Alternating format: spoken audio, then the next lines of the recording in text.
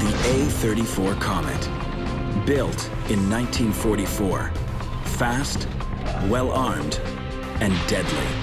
Britain's best tank of World War II. Once a symbol of victory, today it's all but forgotten. This Comet has been hit with high explosives and left to die. But now, a team of tank collectors are working to bring it back to life.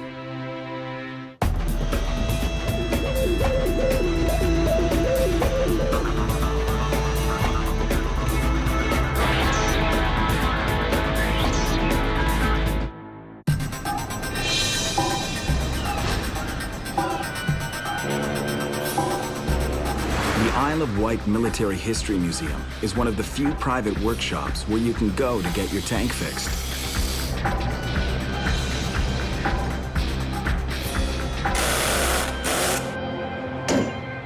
And when it comes to restoring World War II tanks, these guys are among the best in the business.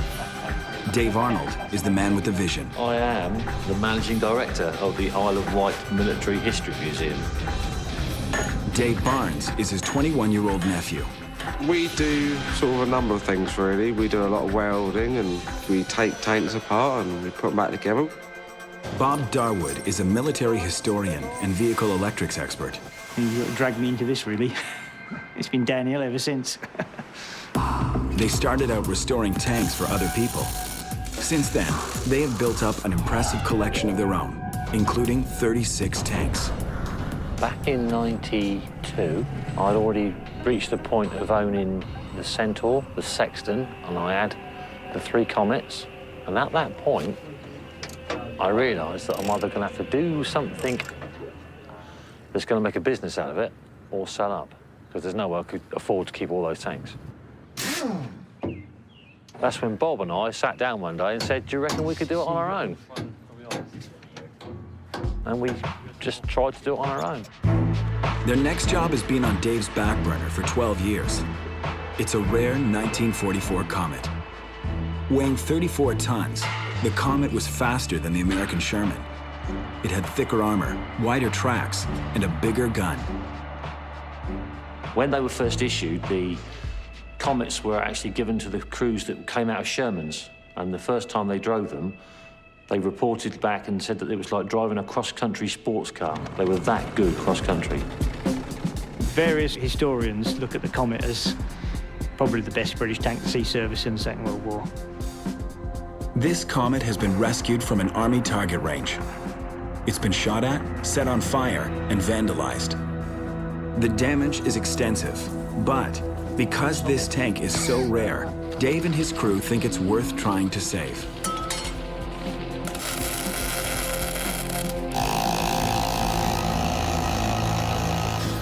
At the moment, there are probably 12 Comets that I know of that are in restorable or are in running condition. There are probably no more that will be restored.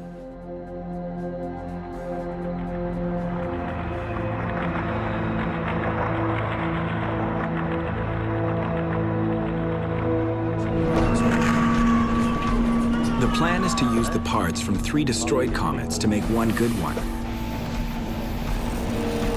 They're going to cut out the front end of one and replace it with another. They begin by stripping the interior. Big one, eh? Chisel. With these projects, I do a lot of the stripping out. I do a lot of the spraying. I do a lot of the sandblasting as well. So I do quite a hefty old bulk of it.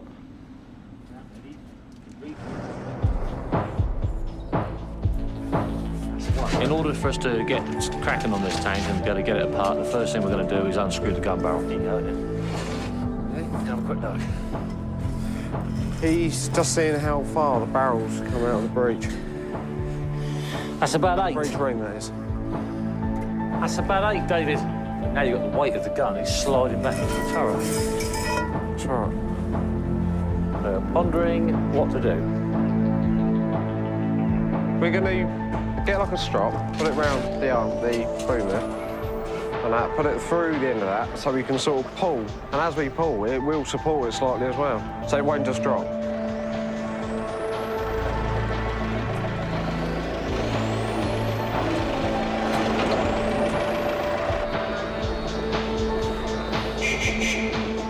when the Comet was ordered, the British Army wanted a tank mounting the 17-pounder gun. A 17-pounder was the only British tank gun that could take on all of the different German armour. Before the Comet, British tanks were no match for German Panthers and Tigers. German guns were more powerful and accurate, and their armor could withstand a direct hit from any gun mounted on a British tank. The British needed a better tank with a bigger gun. What had happened was that back in 1942-43, we designed a tank called Cromwell, for which a high-velocity 75mm gun was intended. By some mess or another, they find out when Cromwell is built that it will not accept this gun. The solution was to build a new tank with a larger turret to handle the bigger gun. The heavy 17-pounder field gun was modified into a 77mm tank gun. This new tank would become known as the A-34 Comet. The Comet's 77mm gun fires exactly the same round as the 17-pounder. The only difference is that the barrel tube itself is shorter. You could, in a sense, call it a sawn-off 17-pounder. The 77mm would soon prove to be the best Allied tank gun of the war. I would expect the Comet crew to think they got the best tank in the world in every respect. Heavier, much better armoured, and just that bit bigger so it could carry a better turret, larger gun. Lovely. Oh, that lovely view. Oh, I've never took one out before, and it was absolutely dead easy, wasn't it? That's as good as the day that was made in 1944. With the gun barrel removed, they go inside to take out the breech ring. The breech ring is immensely heavy, and the only way you can get it out is through the loader's hatch. The loader's hatch is actually specifically designed that the breech ring will just fit through it. I'll teach you all of it. That's 350 pounds or something, isn't it? Take a bow now, then. What do we do then? Do we go down and start turning the gun? Why don't we take this off earlier on? Because you can see everything in there now, look. There you go. The breech ring was the heart of the Comet's new 77mm gun. It was designed to fire a new type of ammunition that could penetrate heavy armor. Towards the middle, I think, of 1944, Britain had produced a thing called the armor-piercing discarding sabot round. New in 1944, the discarding sabot armor-piercing round is still used today to destroy enemy tanks. Sabot is for armor piercing, makes just a hole in the armor, and if you hit ammunition, the tank probably explodes. Instead of using an explosive charge, the sabot round fires a solid dart. You end up with this incredibly dense dart of tungsten or depleted uranium, which the impact is just frightful, and the result horrible. The dart travels at extremely high velocity and uses kinetic energy to smash through the armor of an enemy tank.